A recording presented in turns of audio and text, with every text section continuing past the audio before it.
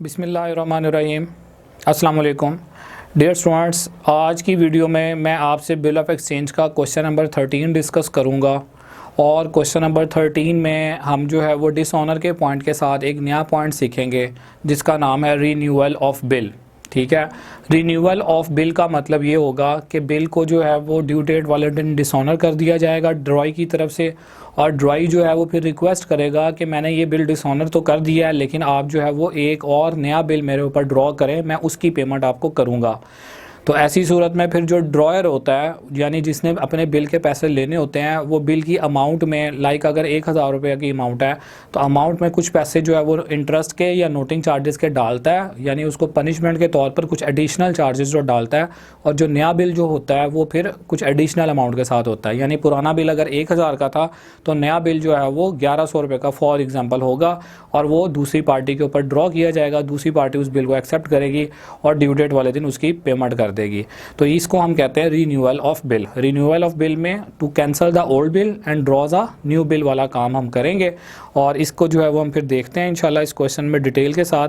आए स्टार्ट करते हैं। क्वेश्चन नंबर 13 है मेरे पास यहाँ पर और पेज नंबर है यहाँ पे 177।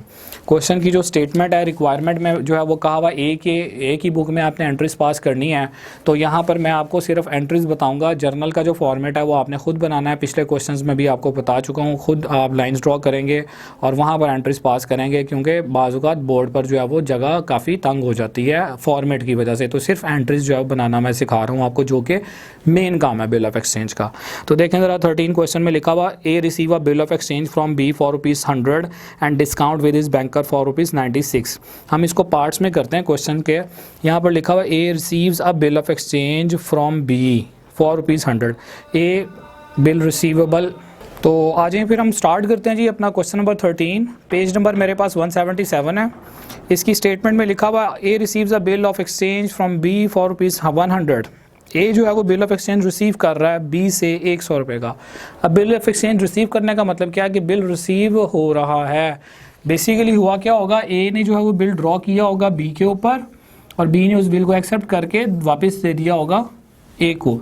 तो जब बी उस बिल को एक्सेप्ट करने के बाद वापस कर रहा होगा ना बी को, तो बी उस बिल को एक्सेप्ट करने के बाद जब वापस दे रहा होगा ना ए को, तो इसका मतलब है ए जो है वो ये वाला जो बिल है ना वो रिसीव कर रहा है किससे, बी से।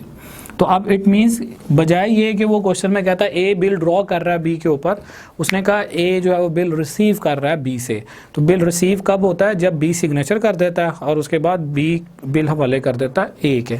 तो हमने करना क्या बेसिकली, इधर सिंपली पहले बिल ड्रॉ करने की ही एंट्री आनी है। तो ए जो है ना बेसिकली हम ए की बुक में पास कर रहे हैं, ए जर्नल, ए का जर्नल हम बना रहे हैं। तो यहाँ पर बिल रिसीवेबल अकाउंट, ए बिल ड्रॉ करेगा बी पर। जब बिल ड्रॉ किया जाता है, जो पार्टी बिल ड्रॉ कर रही होती है वो बिल रिसीवेबल को डेबिट करती है। बिल जो है वो जिसने पैसे लेने हैं उसके लिए वो बिल एसेट होता है। बिल की अमाउंट जो यहाँ पर क्वेश्चन में बताई भी है वो 100 से है, तो 100 से बिल ड्रॉ होगा और बी को क्रेडिट करेंगे और यहाँ पर जो नरेशन है वो बिल ड्रॉन की लिखेंगे। ठीक है जी। उसके बाद नेक्स्ट स्टेप में अब बेसिकली यहाँ पर क्वेश्चन में वही मतलब है, A receives a bill of exchange का मतलब है कि ए जो है वो बिल रिसीव कर रहा है, मींस कि ए ने बिल ड्रॉ किया होगा बी पर, बी ने उस बिल को एक्सेप्ट किया होगा और बी ए को जब बिल दे रहा होगा ना तो इसका मतलब क्या होगा, उस स्टेप पर ए उस बिल को रिसीव कर रहा है, यानी एक्सेप्ट होने के बाद रिसीव कर रहा है। तो इस वर्डिंग के अंदर कोई इतनी टेक्निकल बात नहीं है, मेन काम यही है कि आपने बिल ड्रॉ करना है, यानी ए ने बिल ड्रॉ करना है बी पर, बी ने एक्सेप्ट करके वापस देना है ए को। तो जब बी ए को बिल वापस दे रहा होगा ना तो ए के पॉइंट ऑफ व्यू से ए बिल अपना रिसीव कर रहा होगा बी से। अच्छा, उसके बाद आगे देखें, आगे क्या लिखा हुआ है, discount with its banker for ₹96। ए अब अपना ये वाला जो बिल है ये बैंक से डिस्काउंट करवा लेता है। तो बिल जब इसके पास था, इसने इस बिल को अपना एसेट बनाया हुआ था, बिल जब इसके पास से जाएगा तो एसेट में डिक्रीज हो जाएगी, यहाँ पर हम क्रेडिट करेंगे। और लिखा हुआ डिस्काउंट जो हो रहा है वो 96 के साथ हो रहा है, यानी कि 96 रुपये बैंक दे रहा है, तो 4 रुपये फिर बैंक डिडक्ट करेगा डिस्काउंट की बेस। पिछले काफ़ी क्वेश्चंस में हम लोग डिस्कस कर चुके हैं। तो यहाँ पर आपने करना क्या, फिर बैंक को 96 से डेबिट करना है। 4 रुपये बैंक जो नहीं दे रहा होगा ए के लिए वो एक्सपेंस है, एक्सपेंस को यहाँ पर डिस्काउंट के नाम से लिखेंगे। बिल जाएगा इसके पास से, क्रेडिट करेंगे, बैंक में पैसे आएंगे, अकाउंट इंक्रीज होगा, डेबिट करेंगे, एसेट है क्योंकि बैंक अकाउंट हमारा, और डिस्काउंट जो होता है वो एक्सपेंस होता है। 100 का बिल गया, उसके बदले 96 रुपये मिले, तो जो 4 रुपये नहीं मिले वो ए के लिए एक्सपेंस ही है, और एक्सपेंस ने डेबिट होना है। यहाँ पर आप नरेशन क्या लिखेंगे, बिल डिस्काउंटेड। नेक्स्ट स्टेटमेंट में क्या लिखा हुआ जी, on the bill becoming due, जब बिल की ड्यू डेट आने वाली थी, B request A to renew it which A does, B request करता है ए से कि इस बिल को रीन्यू कर दे। अब यहाँ पर इसका मतलब है कि जब ड्यू डेट आने वाली थी, बी जो है ना वो ए के पास गया और ए को कहा कि जनाब आप मेरे पास ना आना, मेरे पास पैसे कोई नहीं है, ठीक है, और मैं आपसे रिक्वेस्ट करूंगा कि आप जो है ना वो मेरे ऊपर एक नया बिल ड्रॉ कर रहे हो। अब यहाँ पर क्वेश्चन में लिखा गया हुआ विच ए डज, जो कि ए करता है, यानी कि ए जो है ना वो बी की बात मान लेता है और उसके ऊपर एक नया बिल ड्रॉ करता है। अब यहाँ पर ये वर्ड आ रहा है रीन्यू का, ये मैं आपको पहले भी बता चुका हूँ। रीन्यू का मतलब क्या होगा, to cancel the old bill and draws a new bill. ठीक है जी, पिछले बिल को कैंसिल करना है, नए बिल को ड्रॉ करना है। तो जब बी ड्यू डेट वाले दिन पैसे ही नहीं दे रहा होगा तो हमने क्या करना है, पिछले बिल को कैंसिल कर लेना है। अब देखा जाए तो ये सिचुएशन ज़रा समझने वाली है। ए ने ये बिल जो है वो किसको दे दिया था, बैंक को, यानी ए ने ये बिल डिस्काउंट करवा लिया था, हमने अभी एंट्री भी पास की है बैंक के साथ, ठीक है। और बैंक ड्यू डेट वाले दिन डेफिनेटली बी के पास आ रहा होगा पैसे लेने के लिए, और बी जो है वो क्या कर रहा है, ए के पास आ रहा है कि मेरे पास जो है ना पैसे ही नहीं है, तो मैं बिल के पैसे कहाँ से दूँ, इसलिए आप मेरे ऊपर नया बिल ड्रॉ करें। अब सिचुएशन की हम एंट्री क्या बनाएंगे ये आप देख लें। लाजमी बात है जब बैंक बी के पास आएगा और बी जो है ना वो बैंक को पैसे नहीं दे रहा होगा, तो फिर बैंक ने अपने वही पैसे किससे लेने हैं, ए से। तो ए को जब पता लगेगा कि बी इस काबिल नहीं है कि वो पैसे दे सके, तो ये डेफिनेटली क्या करेगा, बैंक को पेएबल बना लेगा। पेएबल का मतलब क्या, कि बैंक को अपनी लायबिलिटी बनाएगा, क्योंकि बैंक को बी से पैसे ही नहीं मिल रहे हैं। तो अल्टीमेटली बैंक ने फिर ए से कांटेक्ट करना है ना कि आपने जो हमें बिल दिया था वो बिल ऑनर नहीं हुआ, लिहाजा आपने हमें पैसे देने हैं। तो फिर ए अपनी बुक में क्या कर रहा होगा, 100 रुपये से बैंक को पेएबल बना रहा है, ठीक है।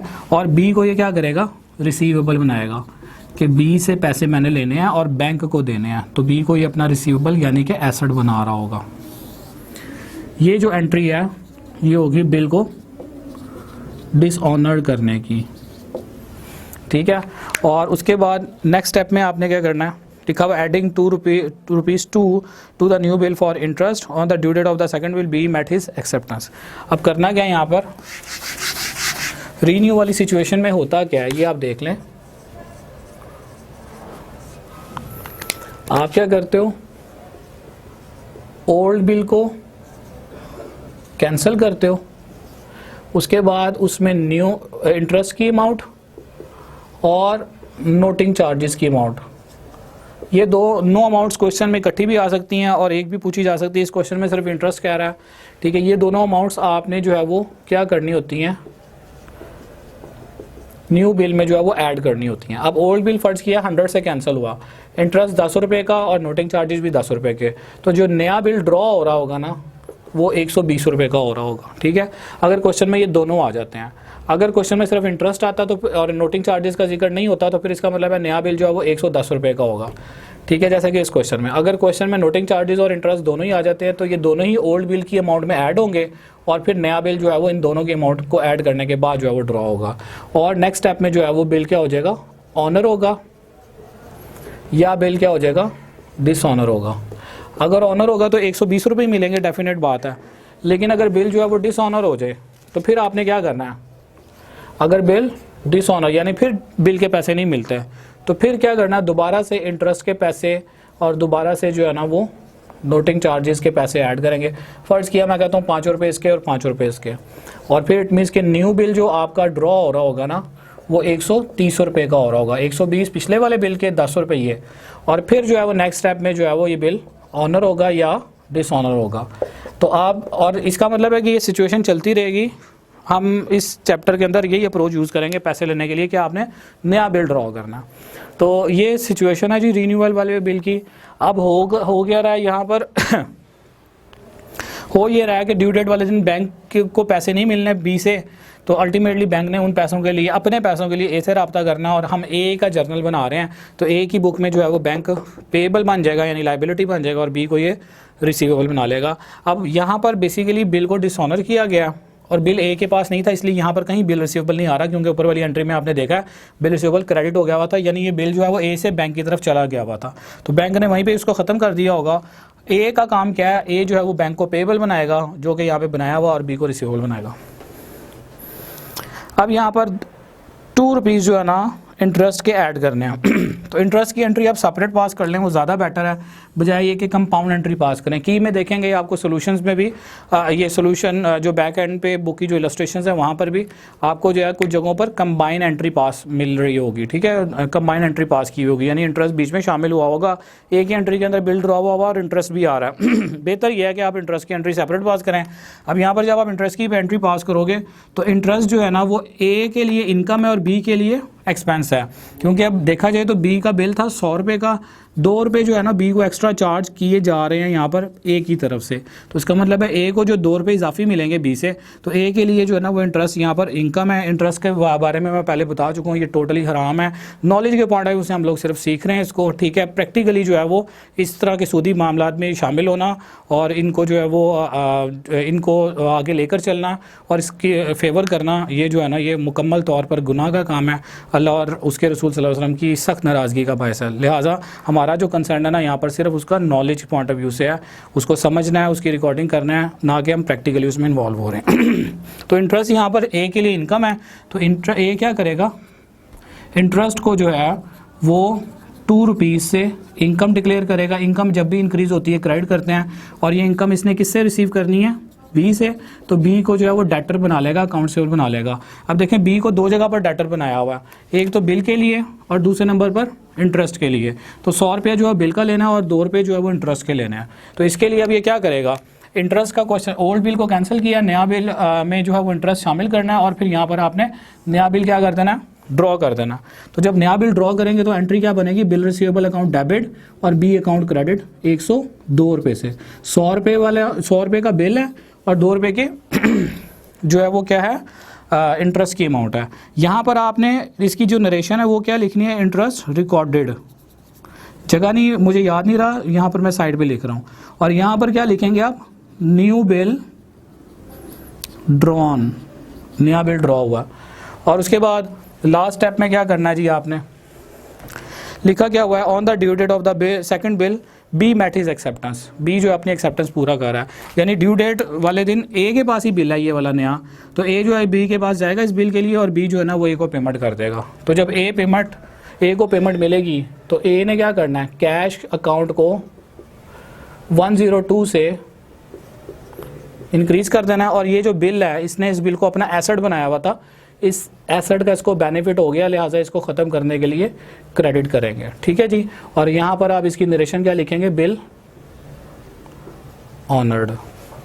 तो ये था हमारा स्टूडेंट्स आज का क्वेश्चन नंबर 13। अगले वाले जो क्वेश्चंस हैं वो भी रिन्यूअल के ही आ रहे हैं और डिटेल के साथ आ रहे हैं, तो इंशाल्लाह नेक्स्ट क्वेश्चन जो है मैं 14 डिस्कस करूँगा अपनी नेक्स्ट वीडियो में। तब तक के लिए आप मुझे इजाज़त दें, अल्लाह हाफिज़।